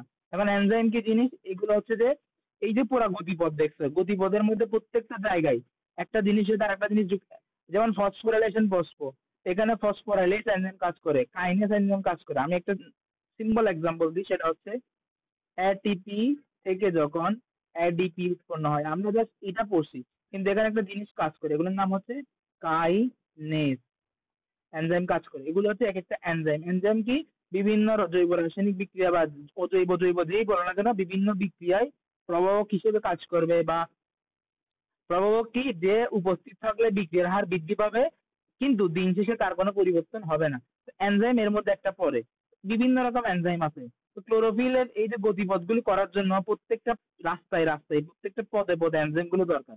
তো আমি ক্লোরোফিল বেশি দিয়ে দিলাম কিন্তু এনজাইম রাখলাম কম, তাইলে কিন্তু হবে না। আমি তোমাকে আর একটা এক্সাম্পল দিয়ে বোঝালাম যে মুরগিগুলোকে মনে করো ক্লোরোফিল আর মশলাগুলোকে মনে করো এনজাইম। তো যতই মুরগি দাও কাজ হবে না যদি এনজাইমটা সুনির্দিষ্ট পরিমাণে না থাকে। তারপর আলোর ভূমিকা, এগুলো কিসের জন্য দরকার? এগুলো হচ্ছে খ নাম্বারের জন্য দরকার। তোমাকে প্রশ্নে খ নাম্বারে দিবে এভাবে যে সালোক সংশ্লেষণ প্রক্রিয়ায় ক্লোরোফিলের ভূমিকা ব্যাখ্যা করো। সালোক সংশ্লেষণে আলোর ভূমিকা ব্যাখ্যা করো। আলোর ভূমিকা কি? অপরিসীম। কেন? পানি এবং কার্বন ডাই অক্সাইডকে শর্করা তৈরির জন্য প্রয়োজনীয় শক্তির উৎস হচ্ছে, আর আলটিমেট উৎস হচ্ছে কি? আলো। সূর্যালোক ক্লোরোফিল সৃষ্টিতে অংশগ্রহণ করে। সূর্যালোকের প্রভাবে পত্ররন্ধ্র উন্মুক্ত হয়। কার্বন ডাই অক্সাইড পাতরক বন্ধে প্রবেশ করে। খাদ্য প্রস্তুতকরণে অংশগ্রহণ করে। তাহলে কয়টা কাজ লিখলে এখানে? এই 4টা কাজই তোমাকে লিখতে হবে। তোমাকে কালকে প্রশ্ন করব নিচের কোনটি সত্য নয়, বা নিচের কোনটি সত্য, বা নিচের কোনটি সূর্যালোকের প্রভাব ঘটে না। অবশ্যই কি ঘটে? পত্ররন্ধ্র উন্মুক্ত হবে, কার্বন ডাই অক্সাইড পাতার অভ্যন্তরে প্রবেশ করবে, খাদ্য বস্তুতে অংশগ্রহণ করবে। কিন্তু পাতায় যেটুকু আলো পড়ে তার অতি সামান্য সালোক সংশ্লেষণ প্রক্রিয়ায় ব্যবহৃত হয়। সবকিছু আসলে ব্যবহৃত হয় না। এর মাত্র কত পার্সেন্ট, কত পার্সেন্ট যেন ব্যবহৃত হয়, মানে 100% আলো আসলে বা কালকে, হ্যাঁ, আগামী 4 তারিখ পর্যন্ত রেগুলার এক্সাম হবে। রেগুলার ক্লাস থেকে বায়োলজির ক্ষেত্রে যতদিন আমি পড়াচ্ছি, যে ক্লাস নিব তারপরের দিন বা নেক্সট ক্লাসের আগের দিন আমি পরীক্ষা নিব, এটা মাস্ট এখন থেকে। সবগুলো কিন্তু সালোক সংশ্লেষণ প্রক্রিয়া ব্যবহৃত হয় না। এখন আবার হচ্ছে আমরা জানি আলোর কয়টা রং আছে, মৌলিক আলো কয়টা? 7টা। এটা মনে রাখি কি দিয়ে? বেনি আসহ কলা, বেনি আ সহ কলা। বাকি ভাইয়ের আসলে বললো তো ক্লাস নিতে পারবে না ওরা। আর যাদের এনএনজেমটা আছে তাদেরকে আমরা মেসেজ দিচ্ছি, ওই জিনিসটা একটু দেখবা। বেনি মানে বেগুনি, নীল আসমানি, আসমানি, সবুজ, হলুদ, সবুজ হলুদ, কালো, লাল, কমলা। কালো বলে কোনো রং নাই, কমলা কমলা। লাল। সাদা বলে কোনো রং নাই, কালো বলে কোনো রং নাই। যখন সব রং একসাথে হয় তখন তাকে বলা হয় সাদা, যখন কোনো রঙই থাকে না তখন তাকে বলা হয় কালো। মৌলিক রং কয়টা? 7টা। আচ্ছা ভাই, একটা প্রশ্ন ছিল। হ্যাঁ বলো। কালো রং তাপ শোষণ করে কেন বেশি? কারণ ও তো কোনো, ধরো তোমার, আমি বললাম তোমাকে আমি বাটি দিলাম একটা, যেখানে এখানে আম রাখতে পারবা। এখানে ধরো আমি বললাম এখানে তুমি রাখতে পারবা আম, এখানে জাম, এখানে কমলা। এখন ধরো তোমার কাছে কোনো আমই নাই, কোনো জামই নাই, কোনো কমলাই নাই, তুমি সবগুলো নিয়ে নিবা না? ধরো আমি তোকে আম দিলাম, তুমি আমও নিয়ে নিবা, কমলাও নিয়ে নিবা, জামও নিয়ে নিবা, সবগুলো তুমি নিয়ে নিচ্ছ না? সবগুলো তুমি শোষণ করে দিচ্ছ। শোষণ যখন করে দিচ্ছ তুমি কোনো কিছু আর প্রতিফলন করতেছো না। আমরা আমরা কোন একটা জিনিস দেখি কিভাবে? এগুলো ফিজিক্সের পড়া। আমরা একটা জিনিস লাল দেখতেছি কেন? সূর্য থেকে 7টা রঙই আসে। ধরো এই বস্তুটা লাল কালার, এটা আমরা লাল দেখি কেন? সূর্য থেকে 7টা রঙই আসে। কিন্তু ও যেহেতু লাল রংটা বিদ্যমান, ওর দেহে লাল রংটা বিদ্যমান, ও লাল ব্যতীত বাকি সব রঙকে শোষণ করে ফেলবে, শুধুমাত্র লালকে সে প্রতিফলন করবে, এবং আমাদের চোখে এসে আমরা লালটাকে দেখি। এই জন্য মনে হয় এই জিনিসটা লাল। এখন যদি আমি কি করি, তোমাদের এগুলো পড়বা, প্রতিফলন প্রতিসরণ এই চ্যাপ্টারটাতে এগুলো পড়বো। তো আমি এখানে নীল আলো মারলাম, তুমি দেখিও রাতের বেলা একটা নীল বা নীল টর্চ নিয়ে, বা তোমাদের যাদের কাছে হয়তো লেজার বাতি আছে, নীল বাতি বা লাল নীল বাতি নিয়ে একটা লাল ফুলের উপর মারবা, দেখবা ফুলটা কালো দেখাচ্ছে। কেন? নীল আলোটা সে শোষণ করে ফেলে। তো কোনো কিছু কিছু প্রতিফলন করলো, প্রতিসরণ করলো। প্রতিসরণ করলো, করলো না, তো কি আলটিমেট তুমি এটা দেখবে কালো, কারণ এটা কোনো রং নাই। ধর আমি এটার উপর আবার সবুজ রং মারলাম বা বেগুনি মারলাম, তাও সেম কথা। যদি আমি এটার উপর লাল দিই তাহলে হচ্ছে তুমি এটাকে দেখতে পারো, কারণ ও লাল ব্যতীত বাকি সব রং শোষণ করে। আবার এমন হইতে পারে ধর এটা একটা নীল গোলাপ ফুল বা লাল নীল গোলাপ ফুল, এটার উপর আমি লাল রং ফেলবো, তাহলে এটা কি কি দেখবো বলো তো? কালো। কালো। কারণ সে লালটা শোষণ করে। হ্যাঁ, বুঝতে পারছো এখন সবাই জিনিসটা? এগুলো ফিজিক্সের পড়া, তাও বলে দিলাম। বুঝতে পারলা? কালো আলো বলতে বোঝায় যে জিনিস, যে পদার্থটা প্রত্যেকটা রং শোষণ করে ফেলে, সে কোনো আলো বিকিরিত করে না বা প্রতিফলিত বা প্রতিফলিত করে না, তখন আমরা এই জিনিসটাকে আসলে কালো হিসেবে চিহ্নিত করি। এখন এর মধ্যে কোন দুইটার ক্ষেত্রে ভালো ঘটে? লাল নীল কমলা বেগুনি অংশটুকুতে সালো সংশ্লেষণ ভালো হয়, সবুজ হলুদে ভালো ঘটে না। তাহলে কিভাবে মনে রাখবা? তুমি মনে রাখবা বেনি কলাতে ভালো ঘটে, বেনি কলাতে ভালো ঘটে, বেনি কলাতে ভালো ঘটে, বেগুনি, নীল, কমলা, লাল, এই চারটাতে ভালো ঘটে। বাকি যে দুটো বাকি রইলো যে সবুজ আর হলুদ, এই দুটাতে তো ভালো ঘটে না। কেন ঘটে না? সেটা হচ্ছে যে তোমার তরঙ্গ দৈর্ঘ্যের উপর ডিপেন্ড করে। আচ্ছা, এটা আসতেছি। একটা নির্দিষ্ট সীমা পর্যন্ত আলোর পরিমাণ বাড়লে সালো সংশ্লেষণ হার বাড়ে। আমরা জানি প্রত্যেকটা জিনিসের লিমিট থাকে, এর থেকে বেশি হলে সবকিছু আসলে উল্টাপাল্টা হয়ে যাবে। তো নির্দিষ্ট সীমা পর্যন্ত আলো সার বাড়তে থাকে, কিন্তু আলোর পরিমাণ যদি অত্যাধিক বেড়ে যায়, ভিতরকার এনজাইম সব নষ্ট হয়ে যাবে, ক্লোরোফিল উৎপাদন বন্ধ হয়ে যাবে, ফলে সালোকসংশ্লেষণের হার কমে যাবে। সাধারণত কত? 400 থেকে 600 ন্যানোমিটার। আচ্ছা, ন্যানোমিটার জিনিসটা কি? ন্যানোমিটার জিনিসটা কি? বা দেখো, আমরা যে আলো দেখি, আলো মূলত একটা তরঙ্গ। এরকম ভাবে আলোগুলো আমাদের চোখে আসে, তরঙ্গ। তরঙ্গের, তোমরা যারা শব্দ যখন পড়বা তখন আরো ক্লিয়ার হবা, শব্দ তোমাদের শর্ট সিলেবাসে আসে। এই জায়গা থেকে এই জায়গায়, বা এখান থেকে শুরু করে এই জায়গা পর্যন্ত, কি যেন বললাম ভাইয়া, ন্যানোমান, আচ্ছা বলতেছি তো আমি, তোমাদের বলতেছি। তোমার এই জায়গা থেকে এই জায়গা পর্যন্ত দূরত্ব, অথবা এই জায়গা থেকে এই জায়গা দূরত্ব, অথবা এই জায়গা থেকে ওই জায়গার দূরত্ব। কেন এগুলোকে কি বলছে এগুলো তোমরা পরে বুঝবা সব। তরঙ্গ দৈর্ঘ্য, দৈর্ঘ্যকে পরে প্রকাশ করি কি দিয়ে? মিটার দিয়ে। আর ন্যানো বলতে বোঝাইছে ক্ষুদ্র একক। এইগুলো এত ক্ষুদ্র যে আমরা 10⁹ ইনভার্স কে বলি কি? 10⁹ ইনভার্স এম কে বলি আমরা 1 ন্যানোমিটার। তাহলে এগুলো আসলে মিটারই বোঝায়। ন্যানো শব্দের আসছে কেন? কারণ এগুলো অনেক ক্ষুদ্র তরঙ্গ দৈর্ঘ্য, অনেক দৈর্ঘ্যটা অনেক ক্ষুদ্র, এই জন্য আমরা ন্যানোমিটারে প্রকাশ করি। এর চেয়ে ছোট হইলে, কালকে একটা আমি প্রশ্ন দিছিলাম ইয়াতে ফিজিক্সে, ফ্যামটোমিটার দিছিলাম, কারণ এটা ছিল 10⁻⁻⁵। বুঝতে পারছো? ন্যানো মানে কি? ন্যানো একটা হচ্ছে দৈর্ঘ্য প্রকাশের একক। সবচেয়ে ক্ষুদ্র গুলোকে আমরা ন্যানোমিটার বা তরঙ্গ দৈর্ঘ্য মাপি আমরা এককটা ন্যানোমিটারে। তো কত থেকে কত? 400 থেকে 680 পর্যন্ত। আর আমরা কত আলোগুলো দেখতে পারি? আমরা দেখি হচ্ছে 380 থেকে 780 পর্যন্ত দেখতে পারি। 380 থেকে কম হলেও দেখতে পারি না, 780 থেকে বেশি হলে দেখতে পারি না। আমরা কি এক্স দেখতে পারি? আমরা কি অতি বেগুনি রশ্মি দেখতে পারি? আমরা এগুলো দেখতে পারি না, কারণ এগুলো এই রেঞ্জের মধ্যে না। এক্স রে, গামা, তারপরে হচ্ছে মহাজাগতিক রশ্মি, মাইক্রোওয়েভ, এগুলো অনেক রকম রশ্মি আছে যেগুলো আমরা চোখে দেখতে পারি না, কারণ এগুলোর তরঙ্গ দৈর্ঘ্য হচ্ছে এগুলো থেকে বাইরে। জাস্ট আমরা এগুলোর মধ্যে বেনিয়া সহকারে চলে আসে। তাহলে আমাদের প্রয়োগগুলো পড়ে আজকে তোমাদের ছুটি দিয়ে দিব, গুরুত্বটা কালকে পড়া, গুরুত্ব তোমাদের বাড়ি কাজ দিব, গুরুত্ব তোমাদের পড়ে নিবা, এগুলো হচ্ছে পারবা, তাও আমি কালকে পড়ে দেবো। এখন আসি প্রভাবগুলো, আমি জাস্ট বলে দিব কোনটা হলে কি হয়। দেখো, প্রভাব বলতে বোঝাই, আমি কিছুক্ষণ আগে বলছি যে যে জিনিসটা বিক্রিয়ার হারটাকে বাড়াবে, তো বাহ্যিক কিছু প্রভাব থাকবে, অভ্যন্তরীণ কিছু প্রভাব থাকবে। বাহ্যিক কি? প্রথম আসি আমরা আলোতে, দেখি বলো। আলো সম্পর্কে আমরা আগে বলছি না যে আলো বাড়লে আলোর সংশ্লেষণ বাড়বে, কিন্তু একটা নির্দিষ্ট লিমিট পর্যন্ত। লিমিটটা কত? লিমিটটা কত? 680 ন্যানোমিটার। এর থেকে বেশি হলে বাড়বে না। অর্থাৎ যে আলোগুলো তরঙ্গ দৈর্ঘ্য 680 ন্যানোমিটার থেকে বেশি হয়ে যাবে, তাতে আর সালো সংশ্লেষণ হবে না। কার্বন ডাইঅক্সাইড দেখি বলো, কার্বন ডাইঅক্সাইডও সেম। কার্বন ডাইঅক্সাইড বাড়লে সালোকসংশ্লেষণ বাড়বে, কমলে সালোকসংশ্লেষণ কমবে।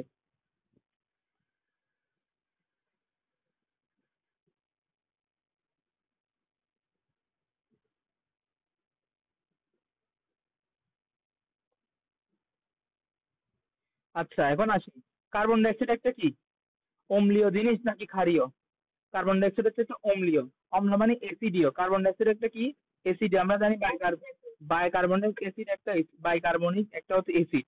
তো যখন কার্বন ডাইঅক্সাইড অধিক পরিমাণে বেড়ে যাবে, পাতার কোথায় বাড়বে, মেসোফিল টিস্যুতে, তখন হচ্ছে পত্ররন্ধ্র বন্ধ হয়ে যায়। কেন বন্ধ হয়ে যায়, বা এটা হচ্ছে এইচএসসির পড়া, কিভাবে বন্ধ হয়, আসলে এখানে কি হয়, পিএইচ বাড়লে কি হয়, পটাশিয়াম আয়নের সমস্যা হয়, যার কারণে পত্ররন্ধ্রটা বেড়ে যায়। আপাতত মনে রাখবা কি, একটা নির্দিষ্ট লিমিট পর্যন্ত কার্বন ডাইঅক্সাইড যত বাড়বে সালোকসংশ্লেষণ তত বাড়বে, কিন্তু যখন বেশি হয়ে যাবে তখন মেসোফিল টিস্যুতে অম্লত্বটা বেড়ে যাবে। অম্লত্ব বেড়ে গেলে পত্ররন্ধ্র বন্ধ হয়ে যাবে, পত্ররন্ধ্র বন্ধ হয়ে গেলে আবার কার্বন ডাইঅক্সাইড প্রবেশ করা বন্ধ হয়ে যাবে, কার্বন ডাইঅক্সাইড প্রবেশ করা বন্ধ হয়ে গেলে সালোকসংশ্লেষণ আর কমে যাবে। দেখি বলো তো, কোন উদ্ভিদের পত্ররন্ধ্র রাতের বেলা খোলা থাকে?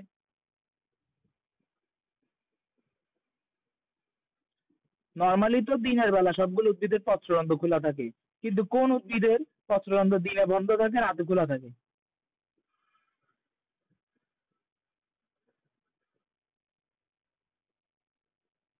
উত্তর হচ্ছে পাথরকুচি গাছ। পাথরকুচি গাছ কি না, যে গাছ হচ্ছে পাতাটা মাটিতে ফেললে গাছ হয়ে যায়। আমরা সাধারণত আমাদের কাশি হইলে মা বাবারা এগুলো ছোটবেলায় খাওয়াইতো, এখনো খাওয়াই, মানে কফ পাতা বলে এগুলোকে, চিনার কথা সবাই, কফ পাতা এগুলো বাসা বাড়িতে বিল্ডিং এর ছাদে সবাই আসলে ইয়া করে। এগুলো যদি তুমি একটা পাতাকে মাটিতে ফেলে দাও, ওই পাতা থেকেই গাছ উৎপন্ন হবে। ওই পাতার গাছের প্রশ্নটা আরেকবার বলেন তো। কোন উদ্ভিদের পত্ররন্ধ্র রাতের বেলা খোলা থাকে? নর্মাল কথা হচ্ছে পত্ররন্ধ্র দিনে খোলা থাকবে রাতে বন্ধ থাকবে, কিন্তু একটা উদ্ভিদের ব্যতিক্রম, সেটা হচ্ছে পাথরকুচি গাছ। এটা গাছকে আমরা বলি কফ পাতা, কফ পাতা নামে চিনি বেশিরভাগ সময়। এটা হচ্ছে রাতের বেলা তার পত্ররন্ধ্র খোলা থাকে। এরপর আসি তাপমাত্রা। সেম গাই, তাপমাত্রা সেম, নির্দিষ্ট একটা নির্দিষ্ট জিনিস নির্দিষ্ট ডিগ্রি পর্যন্ত সালোকসংশ্লেষণ বাড়বে। সেটা কত? 0 থেকে শুরু করে 45 পর্যন্ত এই প্রক্রিয়া চলতে পারে, বাট পরিমিত বা অপটিমাম, মানে আমি তো বললাম যে আমি না খেয়ে চলতে পারবো, আমি 1 দিন থেকে 7 দিন না খেয়ে চলতে পারবো, কিন্তু আমি 7 দিন বেঁচে থাকতে পারবো, কিন্তু কাজকর্ম করতে পারবো ধর আমি 0 থেকে 3 দিন পর্যন্ত, বাকিগুলো তো আমি বেঁচে থাকবো কিন্তু কাজ করতে পারবো না। ঠিক তেমনি সালোকসংশ্লেষণ চাইলে 0 থেকে 45 পর্যন্ত হতে পারে, কিন্তু ভালো হওয়ার জন্য কোন টেম্পারেচারটা ইম্পর্টেন্ট, সেটা হচ্ছে 22 থেকে 35। এটা খুবই খুবই ইম্পর্টেন্ট। তোমাদের এখানে আরেকটা টেম্পারেচার আসবে, সেটা হচ্ছে শ্বসনের টেম্পারেচার। দুইটার সাথে কখনো প্যাচ লাগানো যাবে না। তাহলে আমি যদি বলি, আমি একটা থেকে 45 ডিগ্রি সেলসিয়াস পর্যন্ত উত্তম তাপমাত্রা বেশি। আমি যদি বলি 39 ডিগ্রি সেন্টিগ্রেড তাপমাত্রা শ্বসন চলবে কি চলবে না, আনসার কি হবে? 39 ডিগ্রি সেন্টিগ্রেড তাপমাত্রা শোষণ চলবে কি চলবে না? হ্যাঁ কি না? এই যে প্যাচে কালাইলাম, পড়াগুলো বুঝে পড়তে হবে, কেউ আনসার দিচ্ছে না। চলবে। চলবে, কারণ আমি তো বলেই দিলাম 0 থেকে 45 পর্যন্ত চলবে, বাট ভালো হবে কোন তাপমাত্রায়, 22 থেকে 35-এ। পানি, আমরা জানি সালোকসংশ্লেষণের ক্ষেত্রে ইলেকট্রন, হাইড্রোজেন আয়ন এগুলোর উৎস হচ্ছে পানি। তাহলে অবশ্যই পানি এখানে একটা গুরুত্বপূর্ণ প্রভাবক। উদ্দেশ্যে কার্বন ডাই অক্সাইডকে বিজারণের জন্য প্রয়োজনীয় হাইড্রোজেন আয়ন পানি থেকে আসে। তো পানির ঘাটতি হলে পত্ররন্ধ্র রক্ষীকোষে স্ফীত হয়ে রন্ধ্র বন্ধ হয়ে যাচ্ছে। আসি পত্ররন্ধ্রগুলি কেন স্ফীত কি জিনিস? স্ফীত বলতে বোঝায় মোটা, স্ফীত শব্দের অর্থ হচ্ছে মোটা হওয়া। তো পত্ররন্ধ্রগুলো নর্মালি এভাবে থাকে। পত্ররন্ধ্রের পাশে দুইটা রক্ষীকোষ থাকে। দুইটা রক্ষীকোষ কি, এই যে এটা একটা, এটা হচ্ছে রন্ধ্র, এটা হচ্ছে ফাঁকা স্থান বা রন্ধ্র, আমাদেরকে ফাঁক বলতেছি। এর মধ্যে যখন পানি থাকে তখন এটা মোটা হয়ে যায়, যখন পানি থাকে তখন এটা অনেক বেশি মোটা থাকে। কিন্তু যখন পানি চলে যায়, এই কোষ থেকে যখন পানির অভাব পড়বে তখন কোষগুলো হয়ে যাবে কিরকম? কোষগুলো হয়ে যাবে হচ্ছে এরকম পাশাপাশি লেগে যাবে। তো লেগে গেলে পত্ররন্ধ্রটা কি হয়ে যাবে, চিকন হয়ে যাবে, পত্ররন্ধ্রটা চলেই যাবে। এই জন্য বলছে যে রক্ষীকোষের স্ফীতি হারিয়ে যায়, রক্ষীকোষের স্ফীতি হারিয়ে রন্ধ্র বন্ধ হয়ে যাবে। তো রক্ষীকোষ নর্মালি মোটা থাকে, কিন্তু যখনই পানির ঘাটতি দেখা দিবে, পানি বের হয়ে যাবে ওখান থেকে, রক্ষীকোষগুলো চিকন হয়ে যাবে। চিকন হয়ে গেলে কি হবে, চিকন হয়ে গেলে পত্ররন্ধ্রটা বন্ধ হয়ে যাবে। ফলে কি হইতে পারবে না, কার্বন ডাই অক্সাইড অনুপ্রবেশ হবে না। আবার অতিরিক্ত এনজাইমের শক্তিতে বিনষ্ট হয়ে সালোকসংশ্লেষণ বাধাগ্রস্ত হইতে পারে। তুমি এত কিছু লিখার দরকার নাই, তুমি পরীক্ষায় লিখবা সালোকসংশ্লেষণের জন্য পানি একটি গুরুত্বপূর্ণ প্রভাবক। কারণ সালোকসংশ্লেষণে কার্বন বিজারণের জন্য প্রয়োজনীয় এনজাইমের জন্য পানি প্রয়োজন। এছাড়া সালোকসংশ্লেষণে পানির অভাব দেখা দিলে রক্ষীকোষের স্থিতি হারিয়ে গিয়ে রক্ষীকোষটি বন্ধ হয়ে যাবে এবং কার্বন ডাই অক্সাইড আর প্রবেশ করতে পারবে না। ফলে সালোকসংশ্লেষণ প্রক্রিয়া বাধাগ্রস্ত হবে। এরপর আসে অক্সিজেন। এটা একটু বুঝতে কষ্ট হবে যারা তুমি বলতে পারবে ভাই অক্সিজেন তো উৎপন্ন হয়, এটা কিভাবে প্রভাবক হইলো এখানে? অক্সিজেন তো সালোকসংশ্লেষণ প্রক্রিয়া উৎপন্ন হচ্ছে যে, তাহলে এটা প্রভাবক কেন হইলো? ধর আমার পরিবেশে অক্সিজেনের পরিমাণ অনেক বেশি, অনেক অনেক অনেক বেশি, আমার আর অক্সিজেন দরকার নেই, তখন আর সালোকসংশ্লেষণ প্রক্রিয়া হবে না। তখন কি হবে, কেন এটা হয় না? কারণ পরিবেশে কার্বন ডাই অক্সাইড আছে, অক্সিজেন আছে একটা নির্দিষ্ট পরিমাণে। কোনো কারণে যদি অক্সিজেনের পরিমাণ বেড়ে যায়, যদি কোনো কারণে পরিবেশে অক্সিজেনের পরিমাণ বেড়ে যায়, তখন পত্ররন্ধ্র দিয়ে কার্বন ডাই অক্সাইড আর প্রবেশ করে না। প্রবেশ করা শুরু করে হচ্ছে কি, অক্সিজেন। অক্সিজেন প্রবেশ করে এই পথগুলোতে অক্সিজেন ঢুকে যায়, ঢুকে গিয়ে বিষাক্ত জিনিস উৎপন্ন করে গাছের জন্য। ফলে গাছটি মারা যায়। তাহলে তুমি যদি আমাদেরও যেমন কার্বন ডাই অক্সাইড পরিবেশে আমাকে ছেড়ে দিয়ে আসা হয়, আমি যদি কার্বন ডাই অক্সাইড আমার একটা রুমে যেখানে শুধুমাত্র কার্বন ডাই অক্সাইড আছে, তাহলে আমি যেমন মারা যাব, ঠিক তেমনি যদি কোনো কারণে পরিবেশে অক্সিজেনের পরিমাণ বেড়ে যায়, অনেক বেশি বেড়ে যায়, তখন কার্বন ডাই অক্সাইড আর প্রবেশ করতে না পেরে প্রথমটুকু অর্থাৎ বললাম যে পরিবেশে যদি অক্সিজেনের পরিমাণ অনেক বেশি বেড়ে যায়, তখন আমরা জানি নর্মালি পত্ররন্ধ্র দিয়ে কার্বন ডাই অক্সাইডটা উদ্ভিদের দেহে প্রবেশ করে আর অক্সিজেনটা পত্ররন্ধ্র দিয়ে বের হয়। কিন্তু পরিবেশে যদি অক্সিজেনের পরিমাণ অনেক বেশি বেড়ে যায়, তাহলে পত্ররন্ধ্র দিয়ে অক্সিজেনটা প্রবেশ করবে। হ্যাঁ, শুধু পত্ররন্ধ্রের ক্ষেত্রে পত্ররন্ধ্রের বেলায় কি শুধু হবে, জমা ক্ষেত্রে হবে না? স্ট্রোমা তো পত্ররন্ধ্র, একটা বাংলা একটা ইংরেজি। এখন যদি অক্সিজেন বেশি পরিমাণ হয়ে যায়, তখন হচ্ছে যে বিষাক্ত জিনিস উৎপন্ন হবে, তখন উদ্ভিদটার মধ্যে বিষক্রিয়া হবে এবং উদ্ভিদটা মারা যাবে। এই জন্য বলছে যে বাতাসে অক্সিজেনের ঘনত্ব বেড়ে গেলে সালোকসংশ্লেষণের হার কমে যায়, আর অক্সিজেনের ঘনত্ব কমে গেলে সালোকসংশ্লেষণের হার বেড়ে যায়। আর অক্সিজেনের ঘনত্ব বাড়লে সালোকসংশ্লেষণের হার কমে যাবে, আর ঘনত্ব কমলে হার বেড়ে যাবে। আবার একদম সম্পূর্ণ অক্সিজেন বিহীন পরিবেশ সালোকসংশ্লেষণ সম্পূর্ণ বন্ধ হয়ে যাবে। এখন তোমরা জিজ্ঞেস করতে পারো, ভাইয়া আপনি বলছেন যে অক্সিজেনের পরিমাণ বেড়ে গেলে উদ্ভিদ মারা যাবে, এখানে তো বলছো অক্সিজেন বিহীন, মানে অক্সিজেন নাই, তাহলে আবার সালোকসংশ্লেষণ কেন বন্ধ হইলো? তোমরা এখনো শ্বসন করো নাই। শ্বসন প্রক্রিয়ায় অক্সিজেন লাগে। শ্বসন প্রক্রিয়া কি লাগে? শ্বসন প্রক্রিয়া কি লাগে? অক্সিজেন লাগে। এই যে শ্বসন প্রক্রিয়াটা তোমাদের দেখাই, অক্সিজেন লাগবে। তো শ্বসন কি শুধুমাত্র আমার হয়? শ্বসন উদ্ভিদেরও হবে, শ্বসন প্রাণীতেও হবে। তো এখন যদি পরিবেশে অক্সিজেন না থাকে, উদ্ভিদ কি শ্বসন করতে পারবে? তো উদ্ভিদ যদি শ্বসন করতে না পারে, উদ্ভিদ কি কার্বন ডাই অক্সাইড উৎপন্ন করতে পারবে? উদ্ভিদ যদি কার্বন ডাই অক্সাইড উৎপন্ন করতে না পারে, সে কি সালোকসংশ্লেষণ করতে পারবে? বোঝা গেল? আরো অনেক থিওরি আছে, এগুলো নিয়ে এটা বুঝবে না, অত এটা মনে রাখো যে অক্সিজেন বিহীন কেন পরিবেশে সালোকসংশ্লেষণ বন্ধ হয়ে যাবে, কারণ শ্বসন করবে না। খনিজ পদার্থ, এই যে আমরা বললাম অজৈব ফসফেট, এছাড়া আরো অনেক অন্যান্য জিনিসপত্র এখানে জড়িত আছে। আমি তো বললাম সোডিয়াম ক্লোরাইড, এরকম প্রায় 17টা।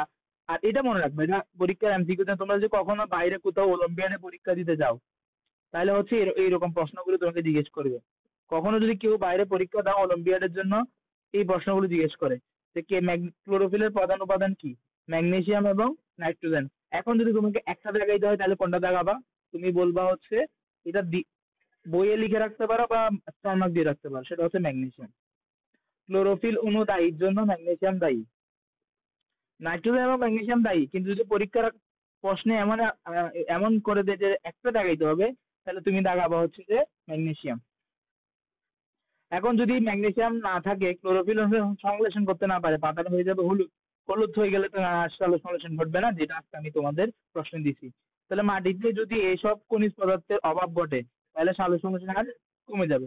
রাসায়নিক পদার্থ, বাতাসে যদি কার্বন ডাই অক্সাইডের পরিবর্তে কি আসে, ক্লোরোফর্ম আছে, হাইড্রোজেন সালফাইড আছে, মিথেন আছে বা অন্যান্য বিষাক্ত গ্যাস আছে, তখন সেই সালোক সংশ্লেষণে ব্যাঘাত ঘটে এবং একেবারে বন্ধ হয়ে যায়। তাহলে কি কি? ক্লোরোফর্ম, হাইড্রোজেন, মিথেন অথবা কোনো বিষাক্ত গ্যাস। একটা এক্সাম্পল হচ্ছে কার্বন মনোক্সাইড, আমি একটা এক্সাম্পল দিলাম। ক্লোরোফর্ম, হাইড্রোজেন সালফাইড, মিথেন, এগুলো হচ্ছে বিষাক্ত গ্যাস। নর্মালি বাতাস এগুলো থাকে না। কোনো কারণে যদি বাতাস এগুলো বেড়ে যায় তখন কার্বন ডাই অক্সাইড গ্রহণ করতে পারবে না উদ্ভিদ, বরং এগুলো গ্রহণ করবে। এগুলো গ্রহণ করলে আমাদেরও ক্ষতি। আমরা যদি অক্সিজেনের পরিবর্তে কার্বন মনোক্সাইড গ্রহণ করি তাহলে আমরা মারা যাব। এটা শ্বসনের পার্ট, শ্বসন যেদিন পড়বা তখন বুঝতে পারবা। তাহলে রাসায়নিক পদার্থ নিয়ে শেষ কয়টা? টোটাল 7টা। তোমাদের বাড়ির কাজ থাকবে এগুলো একটু করে আমাকে লিখে দেওয়া, মুখস্থ করে লিখে খাতায় দেওয়া। এগুলো তো আমি তোমাকে বুঝাই দিলাম, কিন্তু পরীক্ষার খাতায় তো তোমাকে মুখস্থ লিখতে হবে। এখন তোমাকে বুঝাই দিচ্ছি, তুমি আরো বেশি ব্যাখ্যা লিখতে পারবে। যারা দিচ্ছ, যারা বাড়ির কাজ দিচ্ছ, অনেকে দেয় না, আমি ওদেরকে আর জোর করবো না। যারা দেয় অনেকে আমাকে বাড়ির কাজ দেয়। লাস্ট টপিক আমাদের, সেটা হচ্ছে অভ্যন্তরীণ প্রভাব। পয়েন্ট আকারে লিখে দেবো। হ্যাঁ, পয়েন্ট আকারে লিখবা। তাহলে তোমার কি হবে, একবার পয়েন্ট আকারে লিখতে মুখস্থ আমার সাথে পড়া হয়ে গেছে। আমরা লাস্ট যেদিন থাকবো ওই দিন হচ্ছে এমসিকিউ সলভ করবো আলাদা করে, একটা মানে পুরা এমসিকিউ গুলোর মধ্যে যেগুলো কঠিন এমসিকিউ ওগুলো আর দেখবো। বায়োলজির ক্ষেত্রে এমসিকিউ কঠিন হয় না, সবগুলো বইয়েরই। ক্লোরোফিল, দেখো অভ্যন্তরীণ বলতে কি বুঝেছে, যে উদ্ভিদের ভিতরে কি আছে? ক্লোরোফিল। ক্লোরোফিল নিয়ে ইতিমধ্যে আমরা আলোচনা করছি। এরপর আসি পাতার বয়স ও সংখ্যা। দেখো, যখন একদম কচি পাতা থাকে তখন তার ক্লোরোফিলটা থাকে একদম অপরিণত। যখন কচি পাতা এবং বয়স্ক, এক্ষেত্রে ক্লোরোফিল গুলো পরিমাণটা খুবই কম থাকে, কারণ কচি মানে একদম সে নতুন পাতাটাই সৃষ্টি হলো, এখন তো ক্লোরোফিলের ঠিক মতো সৃষ্টি হয়ে যায়। এই জন্য কচি পাতা এবং বয়স্ক উদ্ভিদে সালোক সংশ্লেষণের হার কম হয়। বয়স যত বাড়ে ক্লোরোপ্লাস্টের সংখ্যা তত বাড়ে, ফলে সালোক সংশ্লেষণে বেশি ঘটে। আবার পাতার সংখ্যা, ধরো 5টা পাতাতে যতগুলো ক্লোরোফিল থাকবে 10টা পাতাতে তার থেকে বেশি থাকবে, এই জন্য পাতার সংখ্যা বেশি হলে সালোক সংশ্লেষণ বেশি হবে। এরপর আসি শর্করার পরিমাণ। দেখো, আমার একটা আছে না যে অতিরিক্ত জিনিস আমার দরকার নেই, আমার বডিতে গ্লুকোজ আগে থেকে অনেক আছে, তা আমি কি নতুন করে গ্লুকোজ খাবো? আমার যতটুকু দরকার ততটুকু আছে। আমি কি, ধরো আমার প্রতিদিন আমার 100 গ্রাম করে গ্লুকোজ দরকার, তা আমার ধরো একদিন রাতের বেলা আমি খাওয়ার কারণে সকালবেলা আমার 70 গ্রাম গ্লুকোজ আছে, তা আমি কি 30 গ্রাম খাবো নাকি 100 গ্রামই খাবো আবার বসে বসে? যতটুকু প্রয়োজন। ততটুকু। তো তেমনি ধরো উদ্ভিদের কোনো কারণে সালোক সংশ্লেষণ আগে থেকে বিদ্যমান, ঠিক একইভাবে যদি শর্করার পরিমাণ কম থাকে তাহলে সালোক সংশ্লেষণ করবো, আর যদি বেশি থাকে তাহলে সালোক সংশ্লেষণ করবো। এখন এখানে একটা কথা লিখছে যে বিকালে সালোক সংশ্লেষণ পরিমাণ জমা হয়। দেখো, সকাল বেলা থেকে উদ্ভিদ সালোক সংশ্লেষণ করা চালু করছে, তো সকালবেলা শর্করার পরিমাণ কম থাকে, এই জন্য সকালবেলা হচ্ছে সালোক সংশ্লেষণ বেশি হবে। কিন্তু যত দিন যাচ্ছে উদ্ভিদ আস্তে আস্তে সালোক সংশ্লেষণের প্রক্রিয়া বাড়াচ্ছে, শর্করার পরিমাণ বাড়তেছে, বিকেল বেলা যাওয়া পর্যন্ত তার পাতে অলরেডি আগে থেকে শর্করা বিদ্যমান, তখন সালোক সংশ্লেষণের হারটা আমরা মন্তর মানে স্লো হবে না, এমন না, স্লো হবে। এরপর আসি পটাশিয়াম।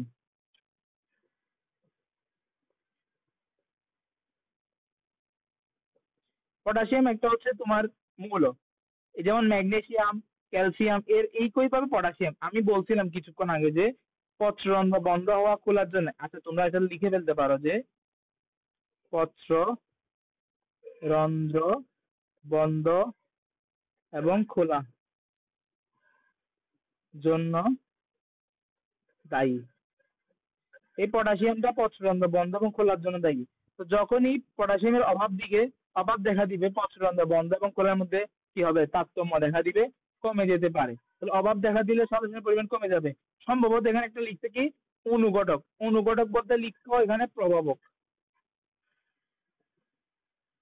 তোমরা কেমিস্ট্রিতে প্রভাবকটা আরো ভালোভাবে জানবা। কেমিস্ট্রিতে প্রভাবক বলতে কি বোঝায়, ধরো আমি একটা এক্সাম্পল দিই সহজ বাংলা। ধরো তোমার বাসায় একটা মানুষ কাজ করতে আসছে, এখন ওই মানুষটা আস্তে আস্তে কাজ করতেছে, তোমার বাবা গিয়ে ওই মানুষটার সামনে দাঁড়াইলো, তাহলে ওই লোকটা কিন্তু কাজ বাড়াই দিবে। তোমার বাবা এখানে কি কিছু করছে? কিছুই করে নাই, জাস্ট গিয়ে দাঁড়াইছে, যে ওইটা দেখে যে মানুষটা কাজ করতে আসছে সে কিন্তু কাজের পরিমাণ বাড়াই দিল। অনুঘটক বা প্রভাবক বলতে বোঝায় যারা উপস্থিত থাকলে রাসায়নিক বিক্রিয়া বৃদ্ধি পাবে, কিন্তু ওর কোনো পরিবর্তন হবে না। তোমার বাবা কি কোনো কাজ করছে? তোমার বাবা কোনো কি ক্ষতি হয়েছে? কোনো লাভ হয়েছে? এখানে কোনো ক্ষতি বা লাভ হয় নাই, জাস্ট গিয়ে দাঁড়াই থাকছে। যে একইভাবে অনুঘটক বলতে এদেরকে বোঝায়। এনজাইম, আমি কিছুক্ষণ আগে বললাম যে গতিপথগুলোতে বিভিন্ন রকম এনজাইম দায়ী। এখন এনজাইমের কম বললে সালোক সংশ্লেষণও কমে যাবে। আজকে পর এতটুকুই। এখানে কয়টা? 5টা। 1 2 3 4 5। সবাই এগুলো একটু খাতায় নিজেরা মুখস্থ লিখবো, অন্তত পয়েন্ট গুলো লিখবা। ওগুলো বাদ দিলাম, স্যাররা পয়েন্ট দিকে তোমাকে আনসার দিয়ে নাম্বার দিয়ে দিবে। তাহলে স্যাররা তো জানে তুমি যেহেতু পয়েন্ট লিখতে পারছো, তুমি অবশ্যই ব্যাখ্যাও লিখতে পারছো। এটা সহজ, অভ্যন্তরীণটা সহজ, এগুলো বারবার লিখতে হবে। তোমাকে বুঝাই দিলাম, তুমি বুঝছো, কিন্তু বারবার লিখতে হবে, নাহলে হবে না। আজকে এখন লিখছো, এখন বন্ধ আছে পরীক্ষা, কোরবানির বন্ধ, স্কুলে বন্ধ দিয়ে দিচ্ছে, বন্ধ দিয়ে দিবে। এই চ্যাপ্টারটা ভালো করে শেষ করে ফেলো। বললাম না, এটা পারলে তুমি কেমিস্ট্রি এইচএসসির একটা চ্যাপ্টারে 20% পাচ্ছ। এগুলো আবার আছে, আমি তোমার আগামী ক্লাসে একদম বই নিয়ে বসবো, পিডিএফ নিয়ে তোমাদের দেখাবো যে এগুলো আসলে এখানে আছে কিনা। আচ্ছা, আল্লাহ হাফেজ। যারা অ্যারেঞ্জেন্সের আছে তাদের একটু বলবো যে গ্রুপ একটু ট্যাগ দিতে, আমি একটা কথা বলছিলাম, একটু দেখিও। আসসালামু